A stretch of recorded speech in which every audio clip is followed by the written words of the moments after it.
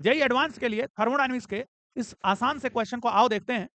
Question में एक gas के एक्सपेंशन के लिए प्रेशर वर्सेस वॉल्यूम ग्राफ दिया हुआ है और आपसे पूछा जा रहा है कि gas may be heated, may be cooled, may be first cooled then heated, may be first heated and then cooled. इन चार में से करेक्ट ऑप्शन या ऑप्शंस चूज करने हैं।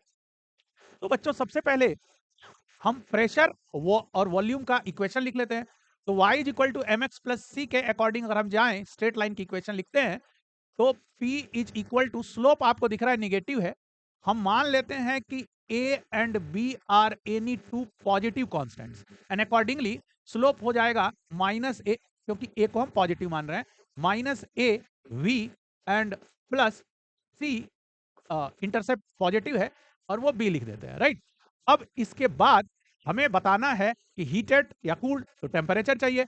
अब हम P V is equal to N R T की इक्वेशन से टेम्परेचर निकालते हैं। टेम्परेचर अपना बनेगा P V upon N R, right. तो टेम्परेचर की इक्वेशन बनती है, प्रेशर को रिप्लेस कर दो वॉल्यूम के टर्म्स में, तो प्रेशर टेम्परेचर की इक्वेशन बनेगी minus A V plus B and into V upon N are.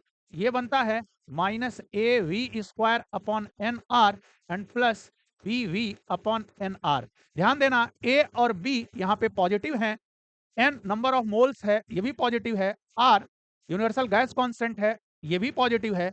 इस लिहाज से ये तुम्हें समझ में आ रहा होगा, ये जो इक्वेशन बनी ये डाउनवर्ड पैराबोला की इक्वेशन बनी, मींस लाइक दिस, राइट।